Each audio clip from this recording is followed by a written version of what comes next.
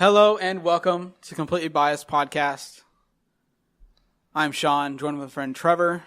Again, studio time. 4 in a row. 4 in a row. Studio, 4 in a row. No poker table, no matinee that your mom or your wife, My mom. your wife bought you, and we're just not using it at all, and it's hurting your feelings and hurting the poker table's feelings. It's okay. It's all right. We'll get there eventually. This sounds so much better. It does. And we're going to get there eventually. We're going to have video and all that stuff, but whatever. Anyways, moving on. Today we're doing I was going to call it fantasy trades, but then that would be confusing because like, oh, is this fantasy basketball? No, this is like dream trades that we kind of thought up of and like that would make the league kind of cool and stuff. And you wanted to get like a little bit to explain your trades. Yeah, They're so that crazy. I did three trades, and I took the way I did this was I took it from.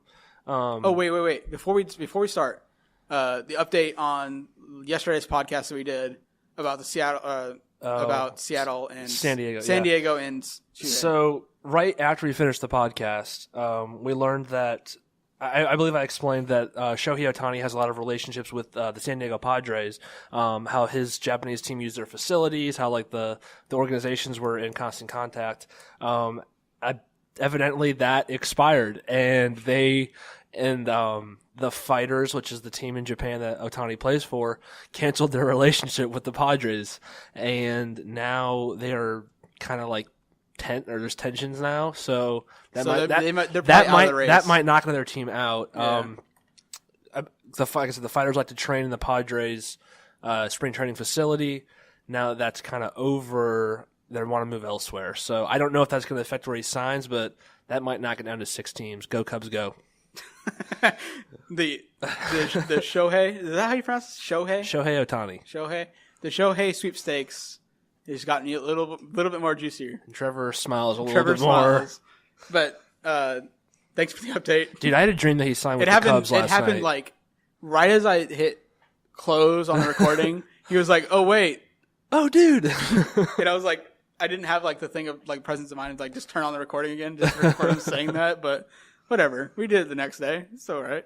Yeah. But getting into your trades, okay. Give me your spiel before your trades. So I had to think about this.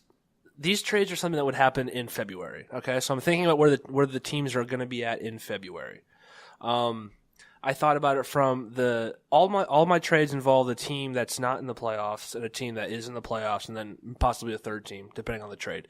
The team not in the playoffs, their values are draft picks, expiring contracts, and young players. Mm-hmm. The teams in the playoffs the value is obviously a top talent. And the third team might just be like picking up a pick or taking on a contract and receiving a pick as well. So that's kind of how my trades work. And I also try to stay away from the obvious. So I didn't use Marc Gasol, I didn't use DeAndre Jordan, who are probably going to get dealt by February. I used DeAndre Jordan once, I think. Just once. So take my trades with a grain of salt. I don't necessarily think any of these are going to happen, but if I were the teams, I would consider these. And I think all parties involved would win. All right, so this is how it's going to work. You're going to give me a trade, and then you're going to explain each piece of the trade, why it works, why the teams are doing this, just like kind of the scenario, right. What's going on. Okay. You want to start with my craziest one first? All right. Okay, this one would never happen in a million years, but it's a lot of fun to think about.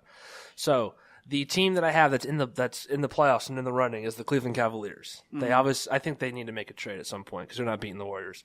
The team I have out of the playoffs is the Oklahoma City Thunder. Oh gosh! And then I have a third team, Atlanta Hawks, just taking all money. So the Cavs would receive Carmelo Anthony and Paul George. Okay. Oklahoma City would receive Kevin Love, Miles Plumlee, Amon Shumpert, Taurean Prince, and that Brooklyn first-round pick. Or the option to trade if they option to trade with Cleveland. That way they get a higher pick. Yeah. And then Atlanta would just take on Tristan Thompson. So Atlanta gives up a young player, but in Taurean Prince, but they receive Tristan Thompson, who's like not a franchise player, but somebody at least you can kind of build around because he fits everywhere basically. Yeah. I mean, he rebounds and plays defense. He's a good role player. The Cavs get two players that, I mean, if the Cavs have Melo, Paul George, LeBron, Isaiah Thomas, I mean, they're in the finals. They should be. They could at least, they definitely should beat they should beat the Warriors. And then Oklahoma City gets a young player, a top pick, and Kevin Love. See, and you have the UCLA connection with Kevin Love and Russell Westbrook. Russell Westbrook and Kevin Love play together. Both are under contract. It's insane. The trade's insane. It would never happen, but it makes sense for all parties involved, I think. And then Paul George and LeBron get together and like, oh, let's go to LA together. We love playing together so much. They'll play together. Paul George would be so happy because he's getting the ball now. And is he though? Because he's still is Carmelo and that's true. That's not Westbrook anymore. And Isaiah Thomas, we don't know if he's going to be.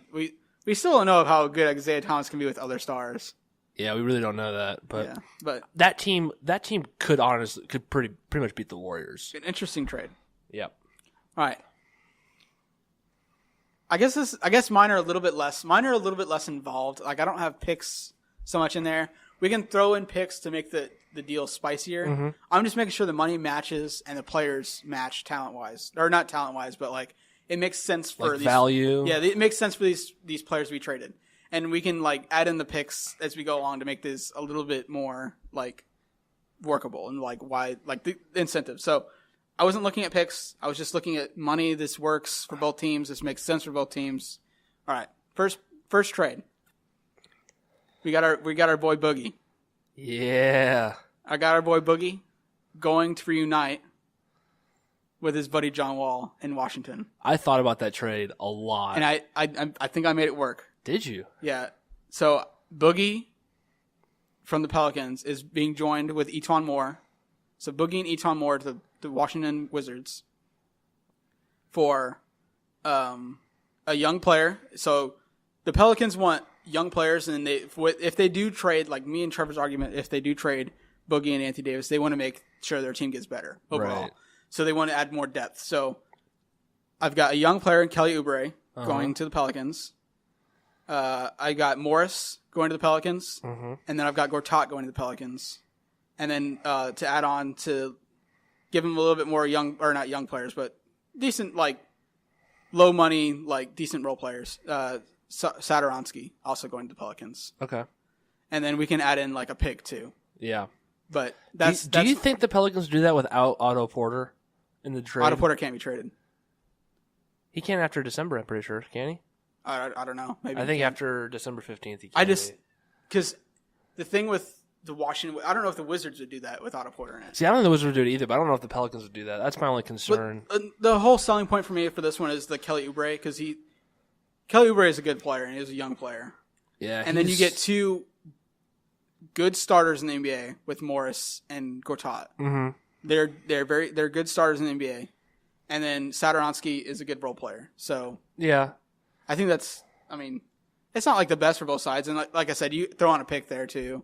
But the money works, and I think it makes sense for the Pelicans to go do that. Like, if they were to fall like down a little bit, right now both these teams are in the playoffs. See, right now, so. I think even if they're in the playoffs, they should just trade Cousins because I don't think there's any chance. No, that's also what I'm saying. Yeah, this sets them up to have some free money too. Okay, no, I understand. So like this sets them up to have a good young player in Kelly Oubre, and then some free money when Morris and Gortat come up in the year. Yeah. So, all right, your next trade. All right, I have a DeMarcus Cousins trade as well. This one is so much fun. I love this. Because what is more fun than the New Orleans Pelicans trading DeMarcus Cousins to the Philadelphia 76ers? Oh gosh. All right. No. Yes, dude. Cousins, Embiid, Simmons, Redick together. And they have Covington and Saric. They don't need who I'm with traded. New Orleans capitalizes on Cousins' value because he's playing great. Yep. Cousins, they get Markelle Fultz, number one pick, who we all kind of already cast out because nobody likes him anymore. How bad would that be in Markelle Fultz? Like, plays 2 games with the Sixers and gets dealt. I mean, Andrew Wiggins didn't play any games and got dealt. That's true. That's very true. But Markelle Fultz still has value, at least perceived value as the number one pick. So the Pelicans can get Markelle Fultz, a young player, franchise player to build around. Jaleel Okafor, somebody they can kind of rejuvenize a little bit maybe get him to play better. They get TJ McConnell to kind of make the money work. And then Philadelphia would have to kick in a second-round pick. This turns the Pelicans into the worst defensive team I've ever seen in my life. Fine by me. The Philadelphia 76ers would be so fun. They would be. I mean, you cannot deny that. They would be so fun. I don't think Markelle Fultz I think in February his value is going to be. I think he's going to get dealt for a good player. Really? I could see it. I mean, they don't need him. Ben Simmons is the point guard of that team, and they're rolling. I know. And their whole thing with Markel Fultz is like he could have played the 2 guard. Like he was a decent scorer in college, and it just right. That doesn't. In all honesty, is he even if he plays well, is he higher than the 7th best player on that team? I mean, I would take Robert Covington over Markel Fultz right now. Me too. I'd take Dario Saric over Markel Fultz right now. Me too. Redick, yeah, I mean, like I said, he's like you said, he's like the 8th player on the team. Yeah, he isn't. If they are serious about trying to win now, that should be it. And in all honesty, the thing is though, they don't have to pull the trigger on this trade because they don't have to win right now. They have so many young guys. Like even their role players are young. I know, but JJ Redick's like their only old guy. So you lose Markel Fultz, who's their 8th best player, but has ridiculous value. I know, but what if Markel Fultz? Like, what if this injury was the thing causing like his shooting motion to look really, really awful? Well, you've already got a roster, and you have $17 million next year to play with. Yeah, I mean, I just and I think Embiid is. What free agents are they going to sign though? Given the way the team looks, they could sign some free agents. And I know, but I think all the free agents are already all the free agents coming up this next year that are stars have already decided where they're going. I think. Yeah, you're probably right about that, but. Maybe Embiid's like fun-loving, laughing attitude will make Cousins stop getting ejected. Or maybe Embiid's fun-loving, not fun-loving, but like super competitive nature or whatever pisses off every other star in the league, and no one ever wants to go play with him. Dude, I'm just saying. All right, maybe. I mean, I like the trade. I mean, DeMarcus Cousins is fun anywhere he goes. So he's fun because it's funny to watch him get all upset and throw himself out of the game. He's good. All right. I'm going with you said an obvious one in the beginning. So DeAndre Jordan. This is the DeAndre Jordan trade with the Bucks. Whoa. Yeah. All right. So DeAndre Jordan goes to the Bucks with Wesley Johnson. Okay. 4. Jabari Parker. They're out on Jabari Parker. Yeah. This is like they're ready to win right now. Even though I was just saying to you about Philadelphia. They're super young. They don't have to win right now. Yeah. But Jabari Parker's been riddled with injuries, but he has so much potential. When he's been healthy, he's looked really, really good. So the Clippers bail on the season. They fire their coach. They get Jabari Parker. They get some other pieces to make the money work too. But they get Jabari Parker, and then Milwaukee gets DeAndre Jordan and Wesley Johnson, who can replace the other guy. Not replace, but has the length and stuff that Jason Kidd likes. So going back in the trade with Jabari Parker, I have Matthew Dellavedova and probably a player that – because Matthew Dellavedova is like a player that just has a lot of money on his contract, and it's not – he doesn't have a good contract at all. I mean, he's a player that fits on every team too. Yeah, he is. And then a player that you're not going to like being traded, Chris Middleton. No. I think you have to. Oh. There's no way if you're the Bucks you can sell Jabari Parker for DeAndre Jordan. You have to put some other value on there. Put Brogdon in there then. Brogdon's not enough value, and his money wouldn't make it work. There's no way to make the money work with Brogdon. What about Brogdon and Henson? I don't know if they. I love Chris Middleton. I know you do. So good. But that's why I have the Wesley Johnson going back over. Wesley Johnson doesn't replace Chris Middleton, but he keeps the length. He keeps the length. And I guess Brogdon can play the 2. And Brogdon played 2, and think of how much better you are around the rim.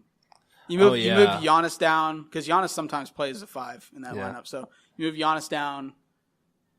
Like, you can put Henson and DeAndre in together, which might not be a great idea, but it's definitely interesting to think about. If you need to play defense at the end of the game, it works. Yeah. I mean, like, think of Giannis moves down to 3, then you have Henson and DeAndre at 4 and 5, Wesley at 2, Wesley or Brogdon at 2, and then Bledsoe at 1. Yeah, I get it. Yeah. I just love me some Chris Middleton. I know you do. That's why I said this is the one that's going to be like the no-go for you, but I had to do it for the money.